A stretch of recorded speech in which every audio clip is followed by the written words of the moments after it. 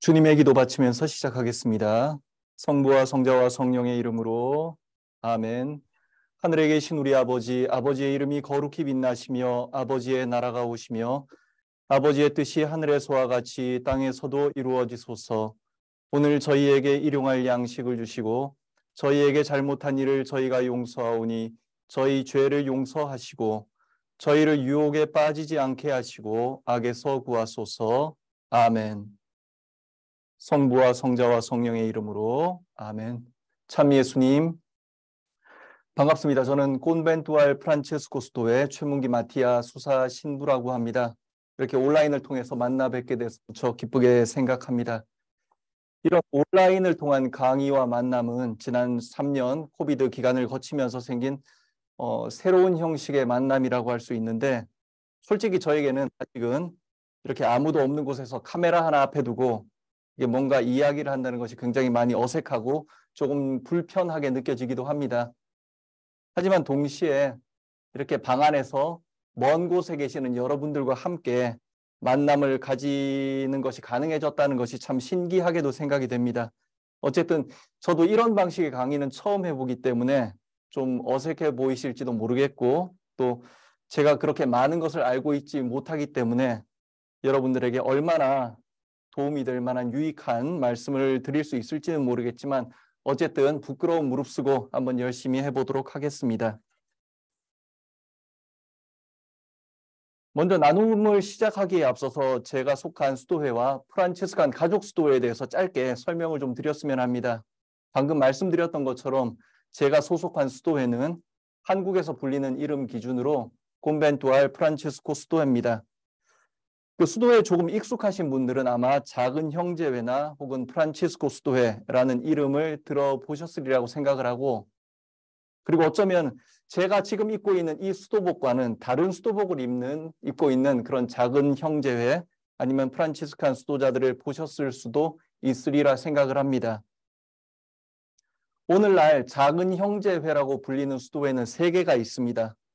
한국에서 불리는 이름 기준으로 저희 콘벤투알 프란체스코 수도회, 그리고 카푸친 작은 형제회, 그리고 그냥 작은 형제회, 이렇게 3개의 수도회가 있는데, 사실 저희도 정식 명칭은 콘벤투알 작은 형제회가 맞습니다. 저희는 1958년에 한국에 진출을 했는데 당시에 이미 작은 형제회가 들어와서 작은 형제회라는 이름으로 활동을 하고 있었기 때문에 아마 당시 저희 수사님들이 구별하기 위해서 콘벤투알 프란체스코 수도회라고 한국에서 이름을 등록하셨던 것 같습니다. 저희 수도회의 역사는 1209년에 아시시의 프란체스코가 인노첸시오 3세 교황님께 첫 번째 회칙을 인준받으면서 시작이 되는데, 약 800년의 역사를 거슬러 오면서 많은 부침을 겪습니다. 특히 프란체스코가 세상을 떠난 이후에 그 창설자 프란체스코의 원의의 계승, 그리고 삶의 방식의 선택, 그리고 형제회가 영적인 공동체에서 제도적인 공동체로 넘어가는 그런 변화의 과정 속에서 형제들 사이에 많은 의견 대립과 충돌이 일어납니다. 그래서 제도화를 받아들이는 공동체 중심의 형제들과 창설자의 영성을 지키겠다는 영성파로 갈라지게 되고, 1517년 레오 10세 교황에 의해서 결정적으로 콘벤투알 작은 형제회와 엄수파라는 의미의 옵세르반트로 분리가 됩니다. 그 이후에 1528년에 카푸친 작은 형제회가 설립되었고, 옵세르반트는 다시 알칸타리니, 레콜레티, 리포르마티 등으로 갈라졌다가 1897년에 레오 13세 교황 때 다시 하나로 통합이 됩니다. 그래서 전통적인 이름에 따라서 콘벤투알 작은 형제회와 카푸친 작은 형제회는 그 이름을 그대로 유지하고, 다시 재통합된 옵세르반트는 그냥 작은 형제회라는 이름으로 불리게 되는데, 그래서 이 3개의 수도회를 일컬어서 보통 프란치스칸 1회 가족 수도회라고 이야기를 합니다. 800년 동안에 있었던 모든 이야기들을 여기에서 다 할 수는 없고, 어쨌든 현재는 이렇게 3개의 수도회로 정리가 되어 있고 상호 간의 우호적인 관계를 유지하면서 현대를 살아가고 있습니다.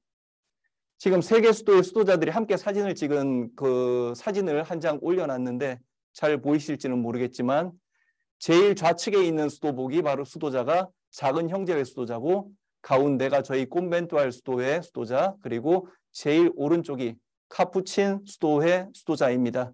저런 수도복을 보면 아, 작은 형제들이구나. 콘벤투알 1회 수도의 가족들이구나라고 생각을 하시면 될 것 같습니다. 예, 이 시간에는 저희 수도의 창설자 아시시 성 프란체스코 안에서 발견되는 영성에 대해서 함께 이야기를 나누어 보고자 합니다. 프란체스코는 지금부터 800년 전에 약 44년 정도의 짧은 삶을 살다간 한 평범한 젊은이였습니다. 그가 하느님께 자신을 봉헌하고 실질적으로 회개의 여정을 걸어간 시간은 그 짧은 삶의 절반도 못 미치는 약 20년에 불과합니다. 그렇기 때문에 한 인간으로서 그리고 신앙인으로서 살았던 그 물리적인 시간 자체가 그렇게 길지는 않습니다.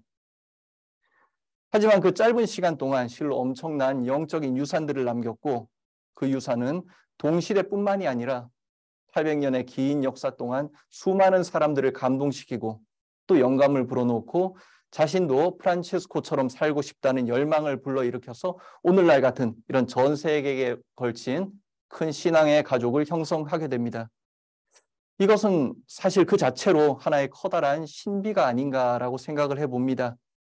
겨자씨가 자라나서 큰 나무가 되는 것처럼 한 평범한 젊은이의 순수한 열정이 세상에서 이뤄낸 놀라운 일들을 보면서 하나님께서 역사 속에서 그리고 우리 각자의 영혼 속에서 이루시는 일들이 얼마나 감탄할 만한 것인가 다시 생각을 하게 됩니다.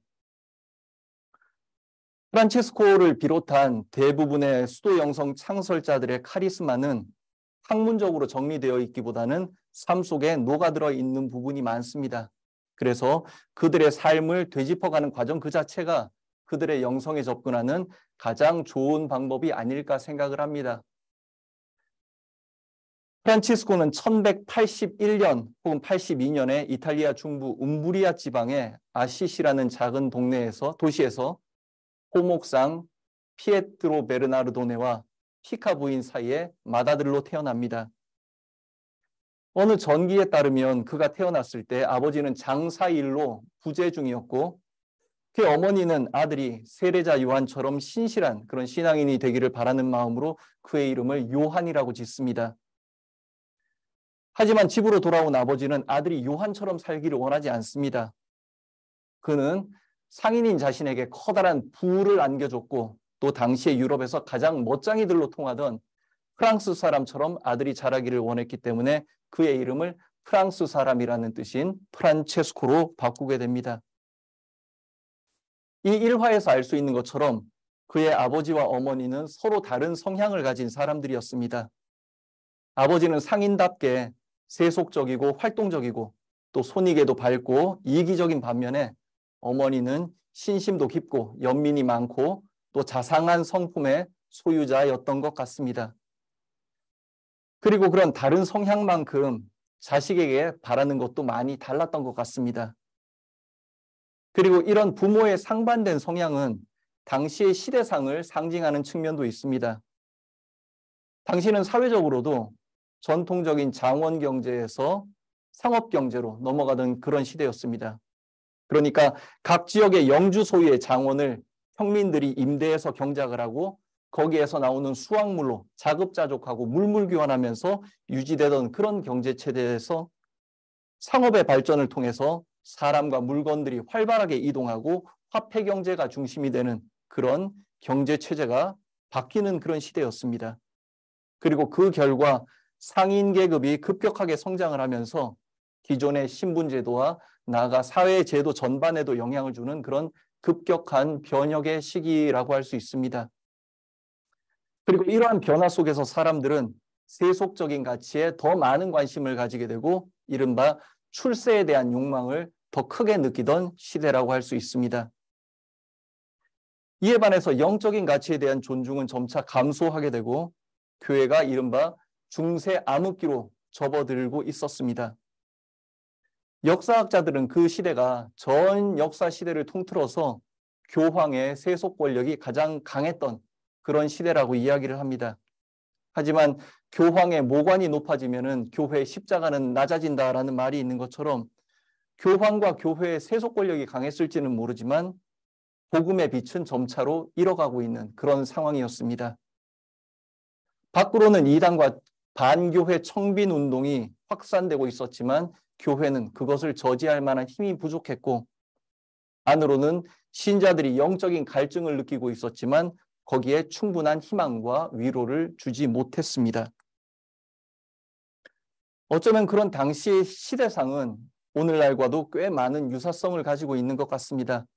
물론 그 시대가 당면한 과제라던가 아니면 해결해야 하는 구체적인 문제점들은 그때와 오늘이 다를 수가 있겠지만, 그 세상의 급격한 변화 속에서 사람들이 가치관의 혼란을 겪고 있고, 또 그 가운데에서 해결되지 않는 영적인 갈증을 안고 살아간다는 점에서는 꽤 많은 유사성을 가지고 있고 또 곱씹어볼 부분들이 있다는 생각이 듭니다. 어쨌든 그런 변화와 혼란의 시대 속에서, 그리고 상반된 부모의 성향 속에서 프란체스코는 태어났고 자연스럽게 양쪽 모두의 영향을 받으면서 성장을 합니다. 그래서 그의 젊은 시절의 모습 속에는 아버지와 어머니의 상반된 모습이 동시에 드러나게 됩니다.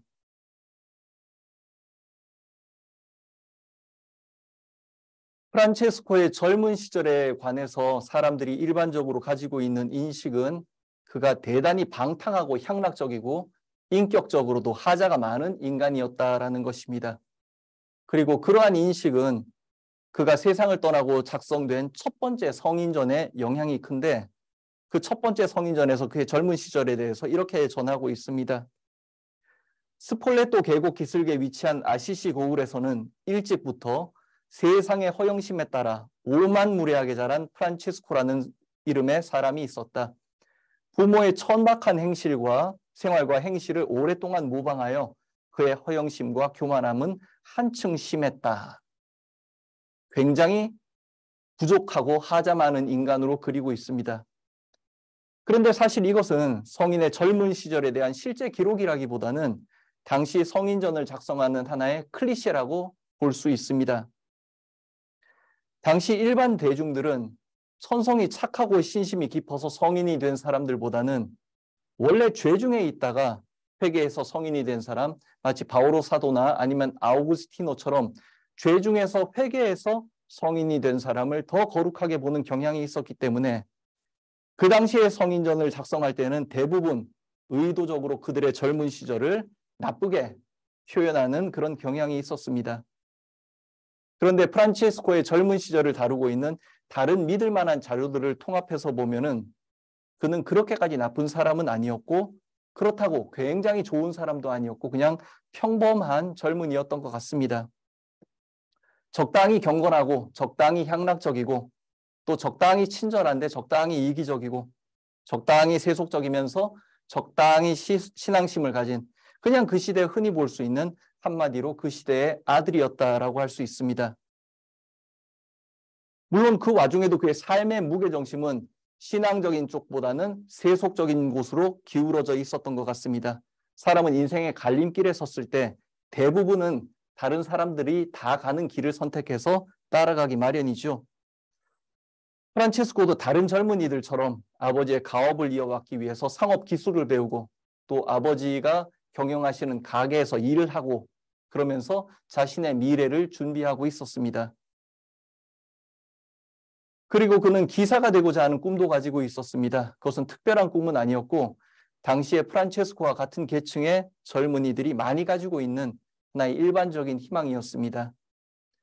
특히 당시 젊은이들 사이에서는 그 프루타르코스 영웅전 같은 고대 그리스 로마의 영웅 이야기들이 널리 읽혔다고 합니다. 그 책 속의 전쟁 영웅 이야기는 당시 많은 젊은이들을 매료시켰고 프란체스코 역시 매료된 젊은이 중에 한 사람이었습니다. 게다가 그들이 기사로 출정해서 만약에 전공을 세운다면 신분 상승의 기회도 얻을 수 있었습니다. 당시 프란체스코가 속한 그 상인 계급은 경제력은 풍부했지만 사회 최상위 계층이라고 할 수 있는 그 귀족은 아니었기 때문에 많은 젊은이들이 기사가 돼서 그 신분 상승하기를 원했고, 특히 그의 아버지인 피에트로 베르나르도네는 그런 프란체스코의 꿈을 열렬하게 지지합니다. 그러던 1202년에 그가 20살이 되던 해에 아시시와 인근 페루지아 사이에 전쟁이 발발합니다. 그는 평소 바랬던 대로 아마도 아버지가 마리아나에 주었을 그 갑옷과 말을 타고 전쟁에 출정하게 됩니다. 그런데 그가 목격하고 체험한 실제 전쟁은 책 속의 이야기하고는 당연히 많이 달랐을 겁니다. 바로 자신의 눈앞에서 자신과는 아무런 인간적인 관계가 없는 사람들이 서로 상대방이란 이유로 적대시하고 싸우고 다치고 죽는 모습을 보면서, 그리고 그들의 피냄새를 맡고 사선을 넘나드는 체험을 하면서 자신이 꾸어왔던 그 기사의 꿈의 그 실상을 깨닫게 되는 것입니다. 그리고 그 전쟁의 결과 아시시는 패전하고 프란체스코는 포로로 잡혀서 약 1년여 동안을 페루지아에 있는 감옥에서 생활하게 됩니다. 그런데 그 1년간의 포로 생활도 그에게는 새로운 체험이었을 것이라 생각합니다. 당시의 감옥은 포로들을 신분계층에 구분 없이 커다란 방 안에 함께 수용해서 같이 먹고 자고 생활하도록 하는 그런 구조였는데, 아마도 프란체스코는 이전까지는 자신과는 다른 계층의 사람들의 삶에 대해서는 무지했고 또 그들과 접할 일도 그들에게 관심 가질 일도 없었을 것입니다. 그러한 그에게 이 감옥은 새로운 만남의 공간이 되었고 훗날에 모든 이가 평등한 그 형제 공동체를 이루는 데에 밑거름이 되는 경험이 되었습니다. 사람들은 보통 자기가 지금 머물러 있는 곳을 세상의 전부이고 또 자기가 어울리는 사람들이 세상의 모든 사람인 것처럼 착각을 자주 하게 되죠. 그래서 이 세상에 내가 생각하는 것 이상으로 다양한 생각과 의견을 가진 사람들이 살아가고 있다는 사실을 망각을 합니다. 그리고 모든 것을 흑백의 논리 그리고 옳고 그름으로 바라보기 마련입니다. 오늘날 우리가 체험하고 있는 수많은 갈등들, 지역 갈등, 계층 갈등, 젠더 갈등, 인종 갈등, 세대 갈등, 이런 모든 것들도 그런 다양성의 망각이 커다란 원인 중에 하나가 아닐까 그렇게 생각을 해봅니다. 각자가 자신들의 생각과 관점에 빠져서 그것만이 정답이고 정설이다라고 생각을 하며 살아갑니다. 아마 젊은 시절의 프란체스코도 그렇지 않았을까 생각합니다. 하지만 그 1년간의 포로 생활은 그러한 생각과 관점의 벽을 깨트리는 하나의 중요한 계기가 되었을 것입니다. 그리고 포로 생활에서 돌아온 이후에는 열병을 앓아서 약 1년 동안의 병상 생활을 하게 됩니다. 아마 그 병은 말라리아였을 것이라고 추정이 되는데 진짜 쇠도 씹어 먹을 것 같은 그 한 젊은이가 철저하게 육신의 나약함과 한계를 실감하는 그런 체험이었을 것입니다. 성 프란치스코의 첫 번째 성인전을 집필한 토마스 첼라노는 이 시기에 프란체스코가 겪었던 이러한 일련의 일들에 대해서 책벌로밖에는 고칠 수 없는 인간의 고집이 받아야 할 질병 때문이었다라고 이야기를 합니다. 자기의 삶이 고통스러운 것이 되기를 바라는 사람은 아무도 없겠지만 삶의 긍정적인 변화를 위해서는 반드시 거쳐가야 하는, 그리고 반드시 필요한 고통의 체험도 존재하는 법입니다. 스스로에 대해서 자신만만했던 그 모든 것들이 전쟁, 포로, 그리고 병상의 체험들을 통해서 깨어지면서 세상의 영광을 향해서 달려가던 그 젊은 프란치스코는 그 삶의 방향을 회개의 삶으로 조금씩 전환해 나가기 시작을 합니다. 하지만 인간의 삶에도 관성이라는 것이 있어서 긴 시간 동안 세속의 영광을 향해서 달렸던 그 길에서 그는 한 번에 벗어나지는 못합니다. 병상에서 일어난 1205년경 그는 다시 한번 기사가 될 꿈을 안고 이탈리아 남부의 뿔기아 지방의 원정군에 참여하기 위해서 길을 떠납니다. 하지만 길 떠난 첫날 밤에 아시시 인근 스폴레토 계곡에서 하느님의 목소리를 듣습니다. 하느님께서는 계시의 목소리를 통해서 누가 너를 위해 더 많은 것을 해줄 수 있겠느냐? 주인이냐 혹은 그의 종이냐? 너는 왜 주인을 버리고 종에게 너 자신을 바치고 있느냐? 왜 무한히 부유하신 하느님 대신에 거지를 택했느냐라고 물으십니다. 프란체스코가 주님, 제가 무엇을 하기를 원하십니까? 라고 묻자 하느님께서는 그에게 다시 아시시로 돌아갈 것을 명하셨고 프란체스코는 즉시 말을 돌려서 집으로 돌아갑니다. 그리고 이전과는 완전히 달라진 모습으로 하느님의 뜻을 기다리게 됩니다. 이 스폴레토에서 말을 돌린 이 사건은 한 인간의 회개의 여정에 있어서 하나의 중요한 의미를 갖습니다. 회개의 삶의 첫 시작은 자신의 삶의 근본적인 계획의 수립에서부터 완전히 하느님께 의탁하는 것이 되어야만 하기 때문입니다. 우리의 신앙생활을 한번 되돌아보았을 때 많은 경우에 우리는 우리의 뜻과 우리의 바람에 따라서 계획을 세우고 하느님께는 그 계획들이 내 뜻과 내 바람대로 잘 이루어지기를 도와주기를 청하는 그런 기도를 하게 됩니다. 그리고 그것이 잘 이루어졌을 때는 감사를 드리지만 잘 이루어지지 않았을 때는 하느님께서 나의 기도를 들어주지 않으셨다라고 생각을 하면서 내가 버림받고 배신당한 것 같은 그런 생각을 하게 됩니다. 하지만 진정한 모든 기도는 모든 일들이 주님 안에서부터 시작을 하고 그리고 주님 뜻 안에서 이루어져 가기를 청하는 것이 되어야 합니다. 프란치스코가 반문했던 이 질문, 주님, 제가 무엇을 하기를 원하십니까? 제가 생각하는 이 말의 뜻은 저는 저 자신에 대해서 이제 아무것도 알지 못한다는 사실을 고백을 합니다. 이제 나의 모든 계획을 당신의 뜻에 맡깁니다라는 고백이라고 생각을 합니다. 프란치스코는 스스로의 계획이 모두 좌절되었을 때 자신의 모든 것을 하느님께 의탁했고 자신의 삶이 오로지 하느님 뜻 안에서 다시 서기를 청하게 되는 것입니다.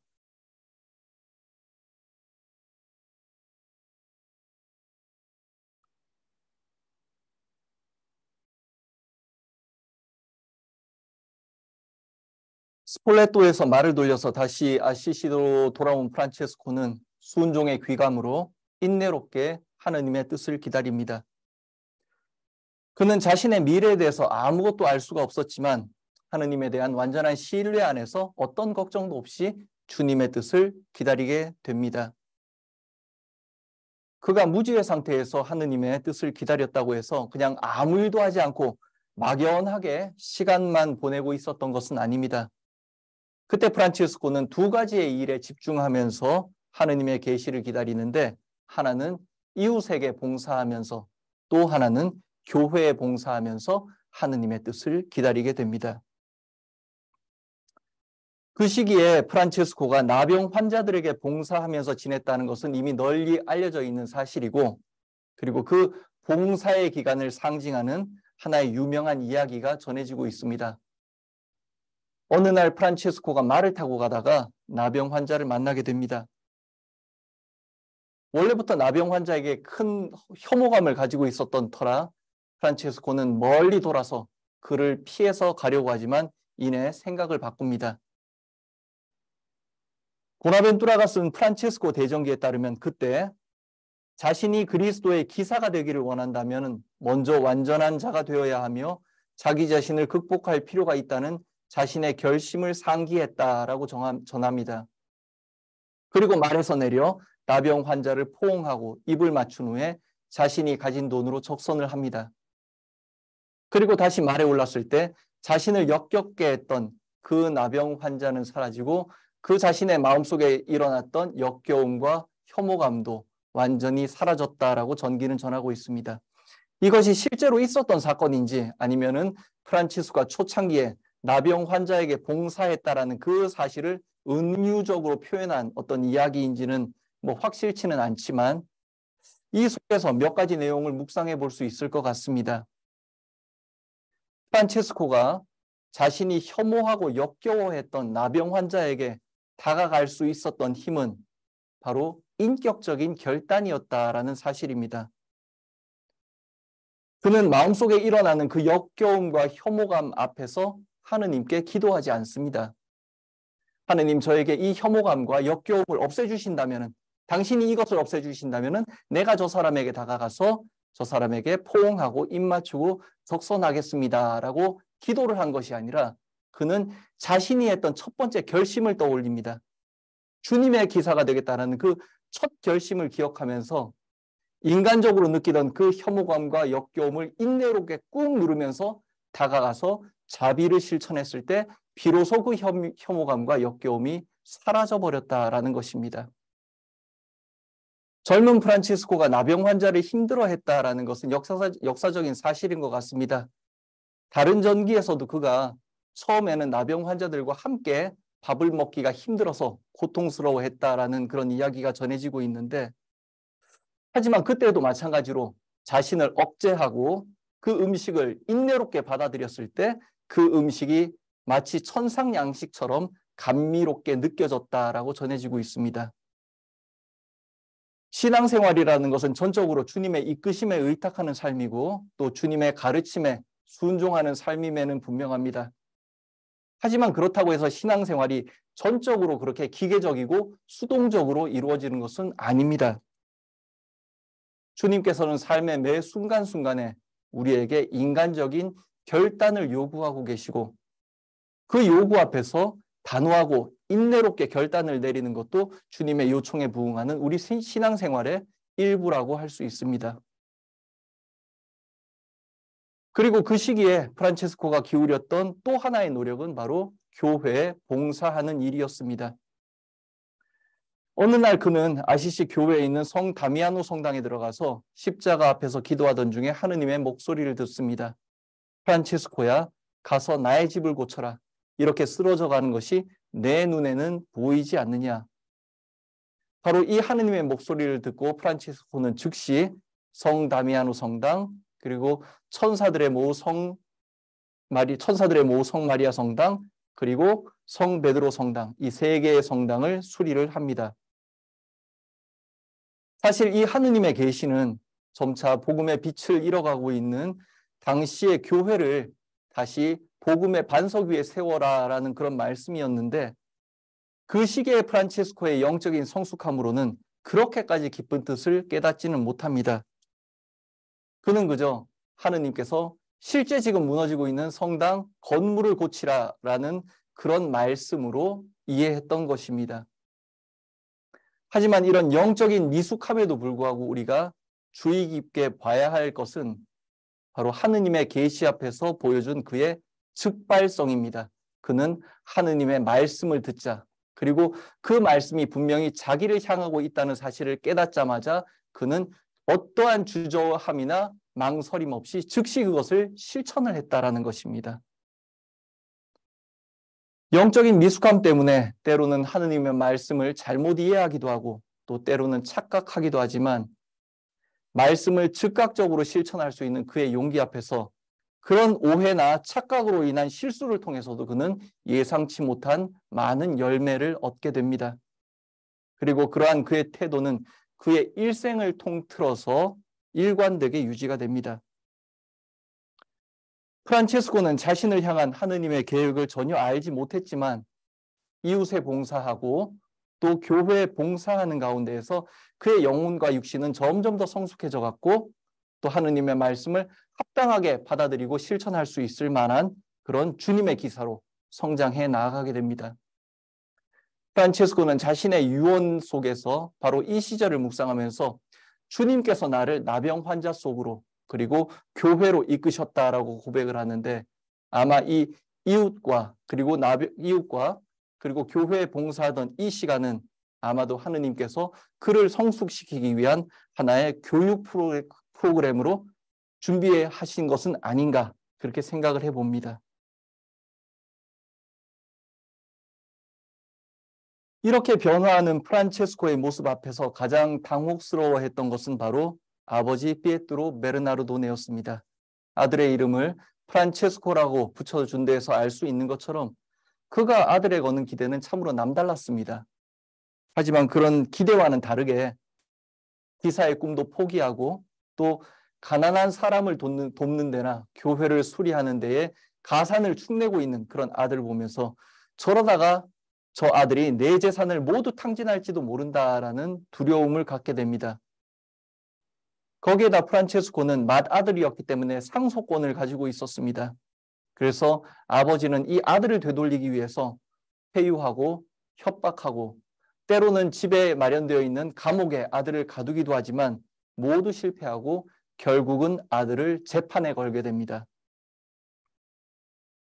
프란체스코가 25살이 되던 1206년 어느 날에 아시시의 시민들과 아시시 관할 주교인 귀도 주교가 지켜보는 가운데 아버지와 아들은 재판을 벌이게 됩니다. 그리고 그 자리에서 프란체스코는 지금부터 나는 피에트로 베르나르도네를 내 아버지라고 부르지 않고 하늘에 계신 한 분이신 하느님을 내 아버지라고 부르겠습니다.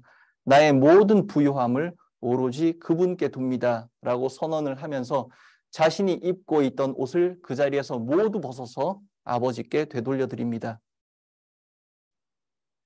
그가 옷을 벗었다라는 것은 단순히 아버지의 의절과 상속권의 포기만을 의미하는 것은 아닙니다. 그는 이 옷벗음을 통해서 그간 자신이 누려왔던 모든 사회적인 권리, 보호, 특권들 뿐만이 아니라 젊은 시절 자신이 가지고 있던 모든 꿈들, 희망들, 그리고 옳다고 믿어왔던 것들, 가치관들로부터 완전히 이탈하였음을 의미하는 것입니다. 그리고 그는 유언에서 이 순간을 기억하면서 나는 그때 세속을 떠났습니다. 라고 이야기를 합니다. 세속을 떠난다라는 이 표현에서 우리에게 떠오르는 이미지는 사막의 은수자나 아니면 불교의 어떤 스님들처럼 세속에서 모든 인간과의 어떤 인연을 다 끊어버리고 그리고 자기가 살던 곳을 떠나서 사막 한가운데나 아니면 산속 깊은 곳 어떤 단절된 어떤 공간으로 들어가서 자신을 고립시키는 것 그런 모습들이 세속을 떠난다라는 말을 들었을 때 가장 먼저 떠오릅니다. 하지만 설령 어떤 사람이 모든 인연을 끊고 완전히 자기의 육신을 고립시켰다고 하더라도 여전히 그의 마음과 영혼 속에 세속의 온갖 것들이 가득 차 있다면 그는 결코 세속을 떠났다라고 말할 수는 없을 것입니다. 소유의 영역을 영적인 것까지 확대시켜서 본다면 인간은 물질 말고도 참으로 많은 세속의 것들을 가질 수가 있기 때문입니다. 실제로 프란체스코는 일생 내내 어느 곳으로 떠난 적도 없고 인간과의 관계를 끊은 적도 없습니다. 물론 상인의 아들로서 생활하던 그 아시시 성 안에서 밖으로 나와서 가난하고 소외된 사람들이 살고 있는 성 밖으로 이동하는 정도의 그런 정도의 이동은 있었지만 그는 여전히 자신의 활동 영역 속에서 머물렀고 늘 만나던 사람들을 결정적으로 떠나지도 않았습니다. 그럼에도 그는 옷을 벗는 그 순간에 나는 세속을 떠났습니다. 라고 이야기를 하는데 이 선언은 세속의 모든 영적이고 육적인 가치를 포기하는 진정한 가난의 선언이고 또 그를 일컬어서 세상 사람들이 아시시의 가난뱅이라고 부르게 되는 계기가 됩니다. 그는 이렇게 가난한 모습으로 가장 작고 겸손한 자의 모습으로 그리고 아기 예수님께서 세상에 오셨을 때와 똑같은 모습으로 회개의 여정을 시작하게 됩니다. 프란체스코의 영적 여정 속에서 드러나는 두드러진 특징 중에 하나는 그 여정이 교회와의 깊은 유대 안에서 이루어졌다는 것입니다. 1206년 그 아버지와의 재판 중에 프란체스코가 옷을 모두 벗어버리자 그의 진심을 알아본 그 귀도 주교가 자신의 주교 망토로 프란체스코의 알몸을 가려줍니다. 이것은 굉장히 상징적인 장면인데 세속의 가치에서 모두 이탈한 프란체스코가 그 긴 여정을 알몸으로 걸어간 것이 아니라 바로 교회의 보호 안에서 교회와 함께 걸어갔음을 의미하는 것입니다. 그런데 서두에 말씀드렸던 것처럼 그 시대의 교회는 복음적인 관점에서 봤을 때 그렇게 바람직한 모습은 아니었습니다. 외적으로는 세속적인 권력에 물들어 있었고 또 내적으로는 영적인 빛을 많이 잃어가고 있었습니다. 프란체스코가 다미아노 십자가 앞에서 들었던 그 주님의 말씀처럼 한마디로 무너져가는 교회 그 자체였습니다. 그런데 이상하게도 프란체스코는 일관된 태도로 그러한 교회를 존경하고 신뢰하면서 거기에 완전히 일치하려고 노력을 합니다. 그는 항상 복음적인 가난을 역설했지만 당시의 교회나 성직자의 모습들은 그것들과는 거리가 멀었기 때문에 인간적으로 생각하면 프란치스코는 교회를 참 싫어하고 미워하지 않았을까, 비판하지 않았을까 싶기도 한데 그는 절대로 그렇게 하지 않습니다. 나아가 형제들에게 거룩한 교회의 발 아래 항상 내어서 순종하라라는 명령을 법적으로 명문화할 만큼 교회에 대한 그의 애정과 일치의 의지는 확고했습니다. 그러한 그의 교회에 대한 신뢰와 존경은 당시의 교회의 권력이나 성직자들의 모습에서 나오는 것이 아니었습니다. 그것은 거기에서 나오는 것이 아니라 바로 교회 안에서 이루어지는 말씀의 선포, 그리고 성체 성사에서 비롯되는 것이었습니다. 프란체스코에게 있어서 교회에서 선포되는 그 복음의 말씀은 가장 명료하게 주어지는 하느님의 말씀이었고 그의 어두운 삶의 여정에 가장 밝은 등대와 같은 역할을 해주었습니다. 프란체스코는 아버지와 결별한 이후에도 여전히 자신이 살아야 할 길을 알지 못한 채 하느님의 뜻을 기다리고 있었습니다. 그러던 어느 날 그가 천사들의 모후 성마리아 성당 곁에 머물고 있을 때 어느 사도의 축일날 미사 중에 사제의 입을 통해서 선포되는 복음 말씀을 듣게 됩니다. 그 말씀은 마테오복음서 10장 9절에서 10절의 말씀, 전대에 금도 은도 구리돈도 지니지 마라.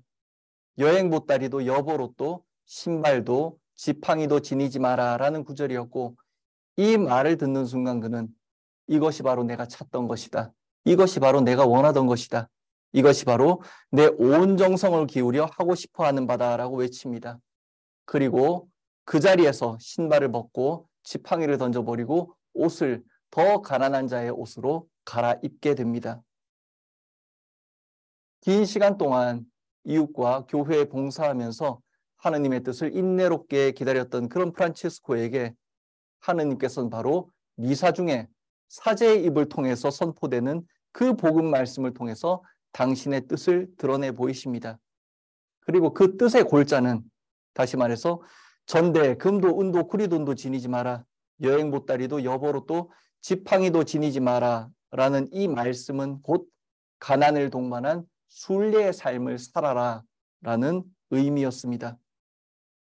가난을 동반한 순례의 삶은 프란체스코 개인뿐만이 아니라 장차 이어질 형제 공동체 안에서도 변치 않는 삶의 지향점이 되어줍니다.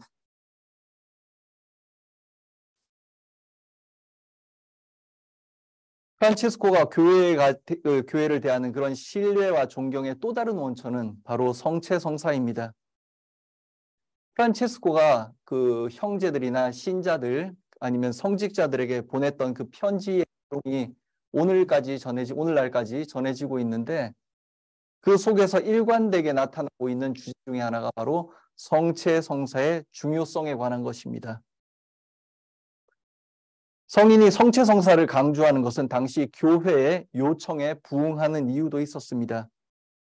특히 그 당시의 교회는 성체성사의 효과를 부정하는 그런 이단의 공격에 직면해 있었고 이에 인노첸시오 3세 교황님은 1215년 제4차 라테라노 공의회에서 삼위일체 신앙과 성체성사의 신비를 다시 한번 공고하게 합니다. 성체성사를 강조하는 프란체스코의 권고는 이런 교회에 참하는 그런 측면도 있습니다. 하지만 그것보다 더 큰 이유는 프란치스코 자신이 성체성사 안에서 가장 확실한 예수 그리스도 현존을 발견했기 때문에 사람들에게 더 간곡한 태도로 성체성사의 중요성을 강조한다고 할 수 있습니다. 유언에서 프란치스코는 사제들에 대한 변함없는 존경을 이야기하면서 그 이유를 이렇게 설명을 합니다. 내가 이렇게 하는 이유, 다시 말해서 사제들을 존경하는 이유는 사제 자신들도 성체를 영하고 사제들만이 다른 이들에게 분배하는 주님의 지극히 거룩한 몸과 피가 아니고서는 이 세상에서 하느님의 지극히 높으신 아드님을 내 육신의 눈으로 결코 보지 못하기 때문입니다. 프란체스코에게 있어서 성체 성사는 지상에서 자신이 볼 수 있는 가장 확실한 예수 그리스도의 현존이었습니다. 그리고 그가 성체 안에서 발견한 그 예수 그리스도의 모습을 형제들에게 보낸 편지 안에서 이렇게 묘사를 합니다. 살아계신 하느님의 아드님 그리스도께서 사제의 손 안에서 제대 위에 계실 때 모든 사람은 두려움에 쌓이고 온 세상은 떨며 하늘은 환호할지어다. 오 탄복하올 위대하며 지고의 장엄이여 오 극치의 겸손이여 오 겸손의 극치여 온 우주의 주인이시며 하느님이시고 하느님의 아들이신 분이 우리의 구원을 위하여 하찮은 빵의 형상 안에 당신을 숨기기까지 이렇게 겸손하시다니. 형제들이여 하느님의 겸손을 보십시오. 그리고 그분 앞에 여러분의 마음을 쏟으십시오. 그분이 여러분을 높여주시도록 여러분도 겸손해지십시오. 라고 이야기를 합니다. 아마도 이 내용은 미사 중에 성체가 사제의 손에 의해서 높이 거양이 될 때의 모습을 묘사하고 있는 것 같습니다. 미사 중에 사제의 손에 의해서 성체가 높이 올려질 때 프란체스코의 눈에는 그것이 2000년 전의 그날에 십자가에 못 박히신 예수님께서 골고다 언덕에서 높이 들어 올려지는 모습으로 보입니다. 그리고 그 모습 속에서 드러난 성자의 덕행은 바로 겸손입니다. 인간적인 겸손, 인격적인 겸손이 아니라 인간의 구원을 위해서 자기 자신을 완전히 비우신 헤노시스의 자기 비움의 겸손 앞에서 프란체스코는 끝없이 경탄을 하게 됩니다. 그렇게 프란체스코의 시선 자체가 성체 안에 드러난 그리스도의 겸손에 고정이 되어 있었기 때문에 그 성사가 거행되는 그 시대 교회의 부실함이나 아니면 사제의 부족함은 그에게는 아무런 문제가 되지 않았습니다. 오히려 그 부족함과 부실함 때문에 그리스도의 겸손이 더욱 강하게 부각이 됩니다. 예를 들어서 아기 예수님께서 몸을 눕히셨던 말구유가 화려하고 아름답지 않다고 해서 탓하는 사람은 아무도 없습니다. 오히려 그 말구유의 초라함과 가난함은 그곳에 몸을 눕히신 아기 예수님의 겸손과 사랑을 더욱 강하게 드러내는 것입니다. 마찬가지로 부활하시고 승천하셔서 지금은 하느님의 곁에 영광 중에 계신 분께서 인간에 대한 사랑과 인간 구원에 대한 그러한 열정으로 매일매일 빵과 포도주의 가난한 형상 속에 저렇게 부실한 교회 그리고 저렇게 부족한 사제의 손을 통해서도 기꺼이 당신 자신을 내어주시는 그 그리스도의 겸손에 프란체스코는 끝없이 경탄하면서 형제들도 그 겸손을 닮아갈 수 있도록 하라라고 권고를 하고 있는 것입니다. 아버지와 결별을 하면서 회개의 여정을 시작했던 프란체스코에게 얼마 지나지 않아서 형제들이 찾아오게 됩니다. 초기에는 아시시 인근 주민들로부터 프란체스코는 미쳤다라는 소리를 들었지만 그가 이웃과 교회에 봉사하고 또 가난 중에도 늘 기쁨에 차 있는 그런 모습을 보면서 몇몇 사람들의 마음속에 나도 저 사람처럼 살고 싶다는 열망이 타오르기 시작을 합니다. 그래서 1208년경에 먼저 퀸타발레 베르나르도와 카타니에 베드로가 찾아와서 함께 생활하기를 희망을 합니다. 이것은 프란체스코가 예상하지 못했던 일이었습니다. 훗날 유언에서 이 사건을 기억을 하면서 주님께서 형제들을 나에게 보내주셨다라고 이야기할 만큼 그는 예상하지 못했던 일이었고 자신이 누군가를 인도하거나 지도한다는 것은 상상도 하지 않았던 일이었습니다. 하지만 프란체스코는 바로 하느님께서 그들을 자신에게 보내셨다라는 사실을 깨닫고 그들을 형제로 받아들입니다. 그리고 그가 선택한 인도의 방법, 지도의 방법은 바로 하느님께서 자신을 이끄셨던 것과 똑같은 방법으로 형제들을 이끄는 것이었습니다. 먼저 그들은 함께 성 니콜라오 성당으로 가서 기도를 한 후에 거룩한 삼위일체를 기리면서 성경을 3번 펼칩니다. 그렇게 해서 나온 구절은 첫 번째 마테오복음서 19장 21절 내가 가난한 사람이 되려거든 가서 너의 재산을 팔아 가난한 이들에게 나누어 주어라. 그리고 두 번째 구절은 루카복음 9장 3절의 내용, 길을 떠날 때 아무것도 가져가지 마라. 그리고 세 번째는 마테오복음 16장 24절, 누구든지 내 뒤를 따라오려면 자신을 버리고 제 십자가를 지고 나를 따라야 한다는 것이었습니다. 프란체스코는 이 내용을 일컬어서 우리와 우리의 동료가 되기를 바라는 사람들의 생활이며 규칙이라고 규정을 합니다. 그리고 이후에도 형제들의 숫자가 천천히 늘어나자 1209년에 자기 자신과 형제들을 위해서 복음에 기초한 간단한 회칙을 작성을 합니다. 그리고 로마로 가서 교황 인노첸시오 3세 교황을 발현하고 회칙을 인준을 받습니다. 이것이 우리 수도회의 공식 회칙입니다. 그리고 오늘날 당시 교황자가 있었던 로마의 라테라노 성당을 가보면 바로 그 사건을 기념해서 성당을 향해 가는 프란치스코와 형제들의 동상이 그 성당 앞 광장에 세워져 있는 것을 오늘날 보실 수 있습니다. 그 후에 공동체가 성장을 해가면서 영적인 공동체에서 제도적인 공동체로 변해가는 과정에서 1221년과 1223년에 두 차례에 걸쳐서 더 확대된 회칙이 작성이 되고 1223년에 작성된 회칙은 교회의 정식 인준을 받아서 오늘날까지 1회 세계 수도회가 함께 준수하는 회칙이 되었습니다. 프란체스코는 세상을 떠나는 날까지 수도회의 창설자이자 영적인 스승으로서 절대적인 권위를 가지고 있었고 그래서 모든 회칙의 작성에 중심이 되는 역할을 합니다. 하지만 회칙이 반복돼서 그 작성되는 그 가운데에서도 변하지 않았던 프란치스코의 단 하나의 프란치스코의 원칙은 형제들의 삶은 오로지 하느님의 뜻에 의해서만 인도되어야 한다는 것. 그리고 회칙은 복음의 뿌리를 둔 것이어야 하고 그 안에서 자신의 인간적인 의도나 계획은 철저하게 배제되어야 한다는 것이었습니다.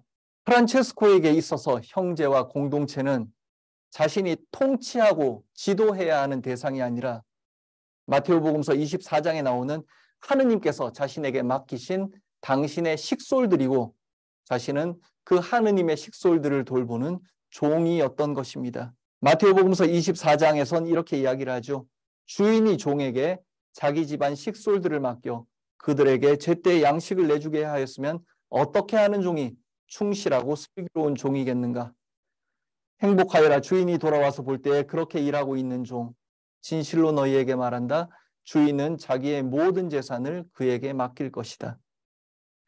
그래서 프란치스코는 항상 자기 자신을 일컬어서 하느님의 종이라고 표현했고 형제들을 돌보는 데 있어서는 어머니와 같이 그리고 발을 씻어주는 태도로 형제들을 돌보았습니다. 그리고 그러한 태도는 형제들 상호 간에도 지켜야 할 하나의 태도가 됩니다.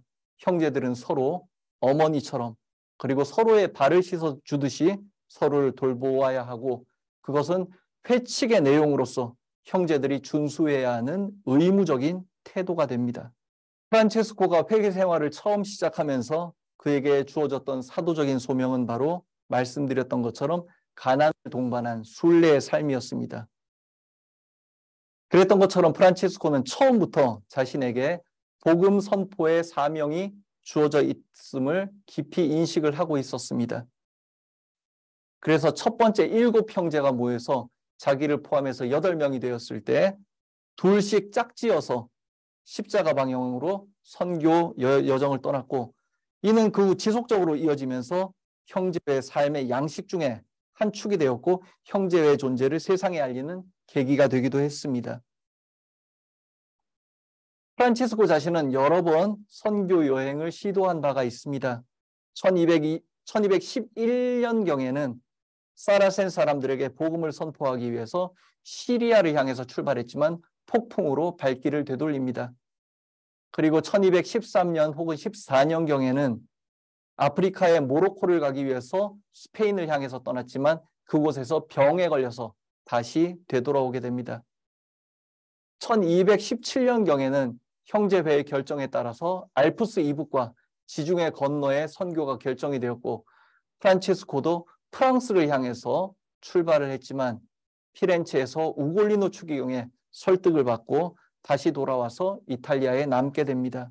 219년에 몇몇 형제들과 함께 이집트에 도착을 해서 당시 회교의 왕 술탄인 멜렉 엘 카미를 만나게 되고 성지와 시리아를 거쳐서 다시 아시시로 되돌아오게 됩니다. 그런데 프란치스코의 전기를 보면은 그가 술탄을 만났던 이야기가 나옵니다. 그는 술탄 앞에서 전혀 죽음을 두려워하지 않는 대단히 공격적이고 두려움 없는 언행과 활동을 한 것으로 전기는 전하고 있습니다. 그런데 많은 학자들은 실제로 프란치스코는 그 회교도들이 가지고 있는 신앙과 문화를 존중을 했고 나아가서 그들이 가지고 있는 훌륭한 점들에 대해서는 감탄하고 그것을 포용할 만큼 그들을 향해서 열린 마음을 가지고 있었다고 이야기를 합니다. 프란치스코가 만난 술탄은 결국 그리스도교 신앙을 받아들이지 않습니다. 하지만 그렇다고 프란치스코는 그들을 비난하거나 단죄하지 않았고 자신의 역할을 다한 후에는 조용히 물러나옵니다. 심지어는 그들 안에서 보았던 신앙의 좋은 모범들을 받아들여서 자신과 공동체에 적용하려는 모습도 보입니다. 선교 후에 돌아와서 작성한 그 편지 속에서 프란치스코는 매 시간마다 종이 울릴 때 모든 신자들로 하여금 그 하느님에게 찬미와 감사를 드리는 기도를 바치도록 하라라고 그런 권고하는 내용의 편지가 있는데 그것은 그가 회교도 땅에서 보았던 그 하루에 5번 종을 칠 때마다 살라트라고 부르는 그 기도를 바치는 모습에서 영향을 받은 그런 권고라고 알려져 있습니다. 그리고 프란치스코의 기도 중에는 단순하게 반복되는 기도들이 있습니다. 지극히 높으신 하느님께 드리는 찬미라던가 덕들에게 드리는 인사와 같은 프란치스코가 바쳤다고 전해지는 단순하고 반복되는 형식의 기도가 오늘날까지 전해지고 있는데 학자들은 그러한 기도도 회교도들의 기도인 디르크라는 단순 반복되는 기도에 영향을 받을 것 같다는 그런 주장도 있습니다. 어쨌든 분명한 것은 프란치스코가 타민족과 타 종교를 대하는 기본적인 자세가 열린 마음과 포용성이었다라는 것입니다. 상대방을 단순히 죄인이자 개종의 대상으로 보는 것이 아니라 그들도 우리와 똑같은 하느님의 자녀들이고 그렇기 때문에 그들과 화해하고 평화를 이루어야 하는 그런 대상으로 그들을 바라보았던 것입니다. 특히 다른 종교와 문화에 대한 존중이 가장 잘 드러나는 것은 1221년에 작성된 인준받지 않은 회칙 중에서 선교에 관한 조항입니다. 프란치스코의 회칙은 수도의 회칙 중에서 처음으로 선교에 관한 조항을 담은 회칙이기도 합니다. 거기에서 프란치스코는 2가지의 방식을 제안합니다. 파견되는 형제들은 그들 가운데에서 2가지 방법으로 영적으로 지낼 수 있습니다. 한 가지 방법은 말다툼이나 논쟁을 하지 말고 하느님 때문에 모든 인간 피조물에게 아랫사람이 되고 자신들이 그리스도인임을 고백하는 일입니다. 그리고 다른 방법은 하느님을 기쁘게 해드리는 일이라고 볼 때에 하느님의 말씀을 전하며 그들로 하여금 성부와 성자와 성령이시고 만물의 창조주이신 전능하신 하느님과 구세주고 구원자이신 아드님을 믿도록 하여 그들이 세례를 받아 그리스도인이 되도록 하는 일입니다.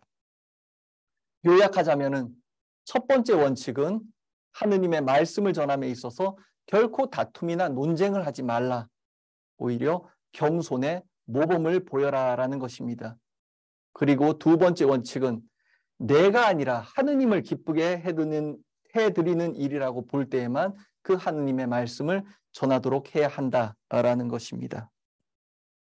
이렇게 겸손과 존중을 동반한 이 말씀의 선포는 교회의 선교가 어떠한 모습으로 이루어져야 하는지에 대해서 오늘날까지 커다란 영감을 주고 있습니다. 그리고 그 영감이 가장 잘 드러난 사건이 바로 아시시의 정신, 스피리토 디 아시시라는 행사입니다. 이 행사는 1986년에 아시시에서 요한 바오로 2세의 주도로 전 세계의 모든 종교와의 대화라는 주제 아래 열린 행사입니다. 그 행사에는 세상의 거의 모든 종교의 지도자들이 다 참석을 했고 거기에서 각자의 종교적인 전통과 가르침을 공유하고 상호 이해와 존중을 촉진하기 위해서 토론했습니다. 그리고 참석자들은 종교 간의 평화와 조화 그리고 사회정의, 인권, 환경 등의 그런 공동의 관심사에 대해서 논의를 했고, 이를 통해서 세계 평화와 상호 이해를 촉진하기 위한 다양한 방안과 원칙이 제시되기도 했습니다. 이 스피리토 디 아시시를 통해서 종교 간의 대화와 협력의 중요성이 강조되고, 또 종교가 정의를 실현하는 데에 어떠한 역할을 할 수 있는지를 보여주는 그런 의미 있는 행사였고, 이 행사 이후부터 종교 간의 대화라는 주제가 각 종교들 안에서 주요한 관심사로 시작을 합니다.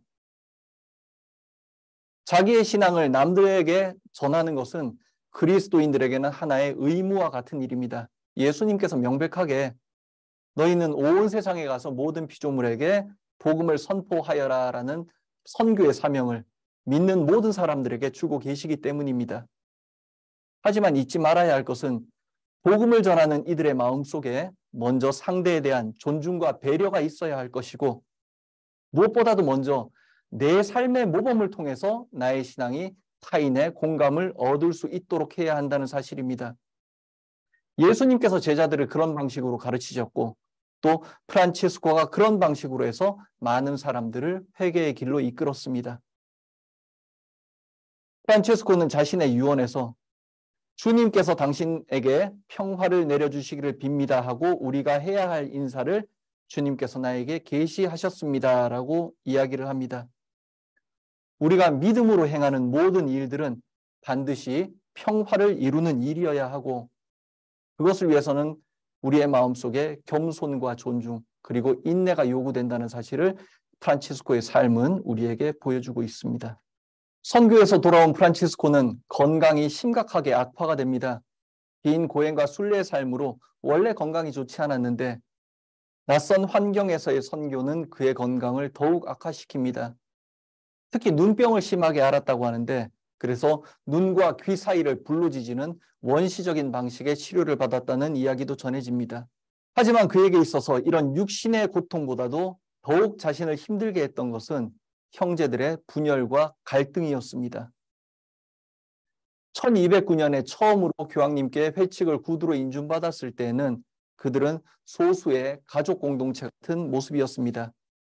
하지만 10년이 지난 1219년에 총회가 열렸을 때는 수천 명의 형제들이 모였다는 기록이 있는 만큼 형제회의 규모는 급격하게 커져 있었습니다. 규모가 커졌다는 것은 그만큼 다양한 성향의 형제들이 모였다는 이야기고, 다양한 조건과 환경에서 생활하게 되었다는 것을 의미합니다. 그러면서 형제의 삶의 방향은 초창기의 정신과는 많이 다른 방향으로 흘러가게 됩니다. 특히 배우고 똑똑한 형제들이 입회하면서 그들은 형제회가 규모에 걸맞는 조직과 체계를 갖추기를 원했는데, 프란체스코는 그것을 원하지 않았고 결국 그는 1221년에 형제회의 총봉사자직에서 물러나게 됩니다. 나도 당신처럼 살고 싶다고 몰려왔던 그 사람들이 이제 나는 당신처럼 살기 싫다라고 이야기를 하고 있습니다. 1221년에 프란체스코가 회칙을 작성할 때에도 그들은 우리는 당신 뜻을 따를 생각이 없으니 회칙을 쓰고 싶으면 당신을 위해서나 쓰시오 라고 말하며 등을 돌립니다. 물론 세상은 여전히 프란체스코를 살아있는 성인으로 존경을 했지만 형제회 안에서 그는 중심 밖으로 밀려나는 상황이었고, 그것은 그에게 견디기 어려운 고통이었으리라 생각을 합니다. 하지만 바로 그 순간에 프란체스코는 예수 그리스도의 십자가의 의미를 온전하게 깨닫게 됩니다. 그리고 1224년 9월 십자가 현양 축일 즈음에 라베르나 산에서 그는 그리스도의 5성은, 즉 5상을 받게 됩니다. 저는 프란치스코의 그 5상이 그가 모든 것을 다 용서했음을 의미하고, 그 용서가 인간적으로는 그에게 그만큼 고통스러운 일이었음을 상징한다고 생각을 합니다. 하지만 그리스도에 대한 사랑 때문에 그 모든 고통을 받아들였을 때 그의 영혼과 육신은 비로소 그 예수 그리스도의 궁극적인 일치를 이루게 되는 것입니다. 오늘날 그를 일컬어서 제2의 그리스도라고 말하는 것도 그러한 완전한 일치의 상징적인 표현이라고 할 수 있습니다. 그리고 성은을 받은 프란치스코는 이듬해인 1225년에 피조물의 노래를 만듭니다. 태양의 노래라고 불리는 이 노래는 이탈리아어로 작성된 가장 오래된 문학 작품으로도 가치가 높습니다. 프란체스코는 이 노래를 통해서 세상의 모든 사람들, 피조물들과 더불어서 하느님을 찬미하는 가운데 세상의 만물들이 모두 하느님 안에서 형제와 자매로 맺어져 있음을 노래합니다. 그리고 그 형제적 유대와 만물의 화해와 조화 속에서 주님께 용서와 평화를 겸손되이 청합니다. 육신의 고통이 한계에 다다르고 또 자신을 따르던 모든 이들이 등을 돌리는 그 배반의 아픔 속에서 그가 만든 노래가 바로 만물의 화해와 평화와 용서를 바라는 찬미의 노래였다는 사실이 대단히 저에게는 놀랍게 느껴집니다. 지난 2015년에 프란체스코 교황님이 발표하신 회칙 찬미 받으소서는 바로 이 피조물의 노래에서 영감을 받은 것입니다. 오늘날 우리가 겪고 있는 지구 환경 파괴의 문제들을 프란체스코의 영성 안에서 극복해 보고자 하는 교회의 영적인 열매라고 할 수 있습니다. 잘 알려져 있는 것처럼 프란체스코 성인은 지난 1979년 생태 환경을 촉진하는 이들의 주보 성인으로 선포가 됩니다. 성인의 삶 속에는 많은 어떤 자연과 관련된 일화들이 있고 또 세상 만물과 유대와 화해를 추구했던 그런 성인의 영성이 오늘날 생태 환경을 대하는 모든 사람들의 태도의 모범이 되기 때문에 주보 성인으로 선포되셨다고 생각을 합니다. 그리고 그런 관점에서 생각을 해볼 때 오늘날 세상이 실천하고 있는 지구 환경과 생태의 보호는 그 정신에 있어서는 프란치스코의 영성과는 조금 거리가 있어 보입니다. 사실 우리가 왜 환경과 생태를 보호해야 하는가? 그 환경과 생태를 보호하는 그 목적에 있어서는 다분히 인간 중심적인 사고방식에서 시작하는 경우가 많습니다. 다시 말해서 왜 환경과 자원을, 생태를 보호해야 하는가? 자원이 고갈되면 내가 쓸 것이 없어질 것이기 때문에, 물이 오염되면 내가 먹을 물이 없어질 것이고, 공기가 나빠지면 내 건강이 나빠질 것이기 때문에 이런 다분히 인간 중심적인 내 삶에 대한 위기감에서 환경과 생태 보호 운동이 진행되는 경향이 있습니다. 하지만 프란치스코의 영성은 전혀 다른 방향에서의 접근을 제시하고 있습니다. 프란치스칸적인 환경과 생태의 보호는 단순히 인간 삶의 편안함과 편리함을 위해서가 아니라 나와 피조물과의 형제적 관계를 회복하고 존중하는 데 있다라는 것입니다. 모든 피조물은 각자 하느님의 뜻에 의해서 창조되었고 그 창조 본성 안에서 보존되어야만 한다라는 것. 그리고 각자의 자리에서 서로 조화를 이루며 살아갈 때 그것이 하느님 보시기에 가장 아름다운 모습이고 궁극적으로 인간의 삶도 그 안에서 보존되고 구원될 수 있다라는 것이 프란치스칸의 영성 쪽에서 접근할 수 있는 하나의 생태 환경에 대한 어떤 태도가 아닐까 그렇게 생각을 합니다. 예, 오상을 받은 지 2년이 지난 1226년 10월 3일에 아시시의 가난뱅이 프란치스코는 자매인 죽음을 맞이합니다. 죽음을 맞기 전에 그는 자신의 옷을 벗긴 채 맨 땅에 눕혀달라고 형제들에게 부탁합니다. 그리고 마지막으로 나는 내가 하기로 되어 있는 것을 했습니다. 그리스도께서 당신들에게 당신들의 것도 가르쳐 주시길이라는 그런 당부의 말씀을 남기면서 마지막 순간까지 형제들을 자신의 뜻이 아닌 하느님의 뜻에 맡깁니다. 그리고 소리 높여 당신께 부르짖을 때 이 호소를 들으소서라는 시편의 노래를 바치면서 자매인 죽음을 맞이하게 됩니다. 예, 지금까지 그 수도의 창조자 아시시의 성 프란치스코의 생애에 대해서 살펴보았습니다. 어떤 학자들은 프란체스코 안에서 그만의 고유한 영성적인 특징을 찾아내기 어렵다고도 이야기를 합니다.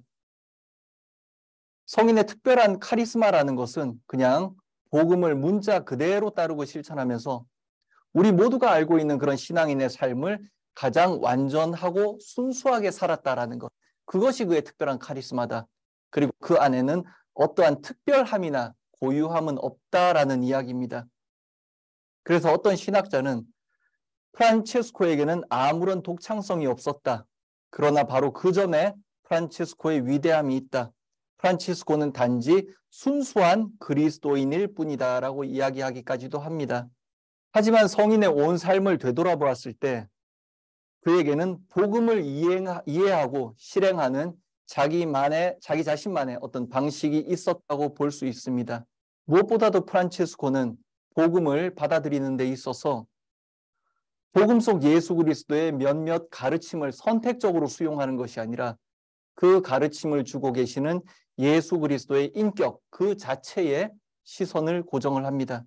그가 시선을 고정한 예수 그리스도의 그 인격은 필립비서 2장 그리스도 찬가에서 나오는 것처럼 하느님과 본질이 같으신 분이셨지만 그 동등한 신적 위치를 보존하려 하지 않으시고 당신의 모든 것을 비우시고 종의 신분을 서 우리와 똑같은 인간이 되신 그분, 그리고 인간의 불리한 삶의 조건을 모두 받아들이시고 일생을 가난한 순례자처럼 사시다가 순환하시고 십자가에 못 박혀 돌아가시고 부활하고 승천하셔서 지금은 하늘에 올라 하느님의 영광 중에 계시면서도 매일매일 당신 자신을 빵과 포도주의 가난한 형상 속에 부족한 교회와 부족한 사제들에게 당신 자신을 내어주시면서 우리를 기꺼이 찾아오시는 그분.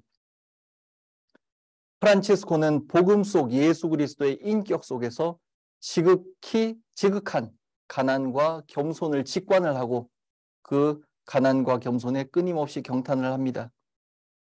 그리고 그 가난하고 겸손한 그분의 인격에 자기 자신을 집요하게 일치시키는 가운데 평생을 살아갑니다.